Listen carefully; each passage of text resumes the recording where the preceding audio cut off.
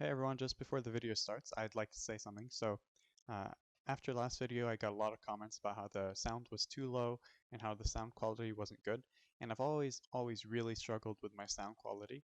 I have a setup now that I think is good, but it wasn't the one that I'm using for the video. In the video, you'll hear a little bit of scratchiness, but hopefully after today's episode, it'll be with this mic, which I believe sounds better. And you guys can let me know what you think. Again, sorry about that, but it's not so bad that the episode is unbearable. And I hope you guys enjoy. Hello everyone and welcome back to the channel. So, time for an update. It is episode 1 of the Achievement Rush series, and I'd love to show you guys what I've done so far. So, if we look over here on my achievements, I'm at 8,473, which is a little bit under 500 more achievement points than where I once was. But I kind of want to show you what I did a little bit, and then I'll show you all the footage and stuff.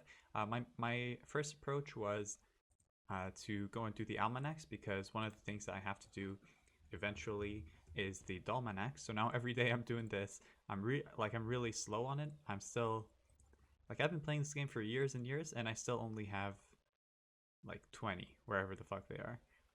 I know I only have like 20. I don't know where they are. Maybe you guys can see them somewhere, but I only have 20 calendar pages, which kind of sucks. And also my doppels.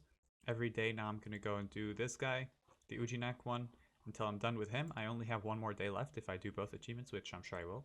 I mean, both challenges, sorry. Next thing I did, I just kind of went through the monsters here and cleared out all the ones. Most of them were easy, which is why it's not really worth it for me to really show you. I just put together a little montage, which will come up in a second. I finished up whatever I had left. I still have these two guys to do. This one I have to do some quests to access this area, and this one I think I have to go inside that dungeon, which is kind of a bitch. And I will have to go through anyways for quests later on when I do my Lavasmith quests, which I'm pretty sure are very annoying. Anyhow, I did those, did that. I did a little bit of wanted monsters. I only did one, but it was the one that I needed for an achievement. And the one that it was this one over here. Helped me complete this one. I finished the Yeti, and so now I have a little bit of Dopploons and stuff, and it's really good commas, which let me show you in a second here. Dopploons over here, 1,500. If I show you here, I have a lot of achievements to collect, because other than that, I also went and I completed the level 50 to 100 dungeons achievements 100%. Now, I'm not going to accept any of these. I'm kind of thinking it would be a funny idea to leave them all and then all at once accept them and see how many commas worth and how many resources worth I get, which I think is kind of funny after we're done with this whole series. It'll be like a nice end to it. I don't know what you guys think. But yeah, so other than that, I also went and did a bunch of dungeons. Over here, I finished the 51 to 100, 100%, did all the idol scores and stuff. I found a guy on Discord from our community Discord. I just put in a post if anyone wants to come join me, and this guy logged on, and he knew a little bit about dungeons, helped me through them, and we went through them pretty fast, and here's us doing all that.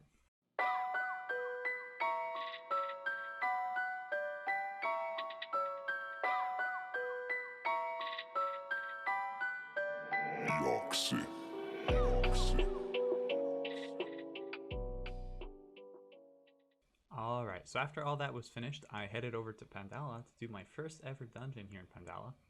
And the dungeon that I picked out to do was the Tanukoui San, which turned out to be a lot more cancer than I would have expected for a level 130 dungeon. Basically, all the mobs are invulnerable while they are within their squares, and their squares have different formations. And the issue is if the mobs are near each other, their formations will kind of overlap in such a way that all the mobs will be invulnerable even if you push them, right? Because the basic technique is to push them out of it, but it's kind of hard. So I kind of separated the boss from them with placements, took a couple of tries and stuff, and then I used Boombot here to push one of the guys away. And my main goal was to one-shot the boss first. Now I did it in 2 runs. First one was just to get the idols, and then the other one was to get the actual ones, because versatile and stature are a little bit hard. I was able to get the idols here. You guys can see, release, it attracts me in because of the Dakid, explosion, boom, boom. And I don't finish him yet, but then my sidekick here goes and finishes. No one wanted to come and do this dungeon with me. I think people hate it. So I ended up doing it by myself with my crowbacks. And after the boss was dead, it's a walk in the park. The boss was kind of just a bit more difficult one because he has such a big zone of invulnerability. After that, as long as you can avoid the mobs, it's not that difficult. The main way for me to kill them is just to make a wall far and then pull them and push them in with the Boombot. One of the mobs does have an unmovable state, but it's not that big of a deal.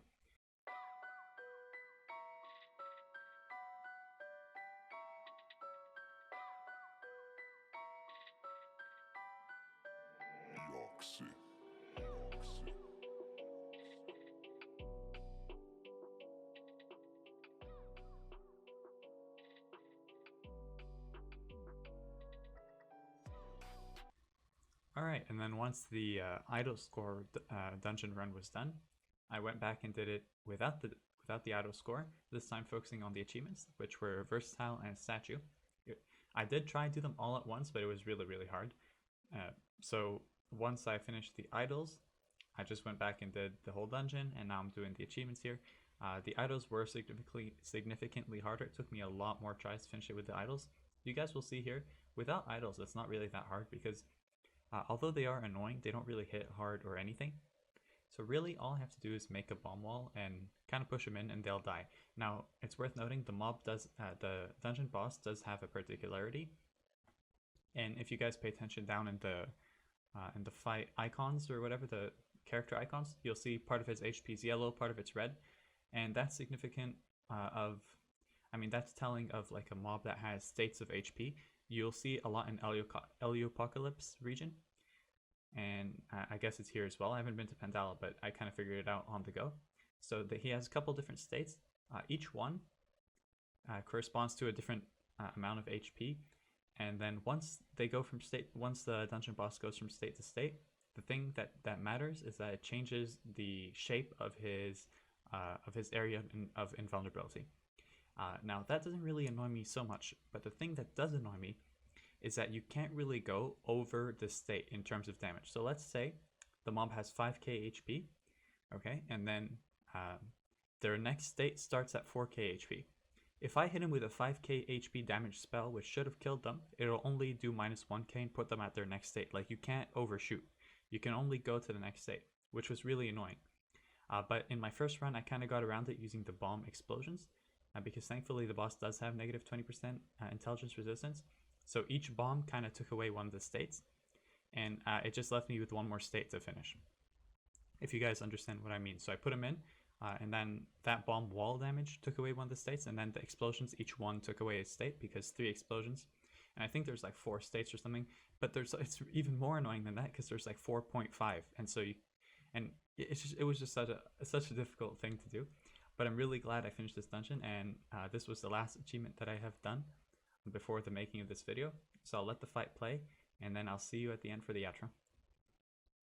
And that's it for this episode. So it was the first episode of the series, so I'm kind of still trying to figure out how I want to be editing it and sort of the structure of it, and I'll figure it out as I go. But let me know how you guys feel about this episode down in the comments, and please don't forget to subscribe. I really appreciate it, and it supports the channel. If you guys did enjoy, do leave a like, all that good stuff, and I'll see you next time. Have a great day, and goodbye.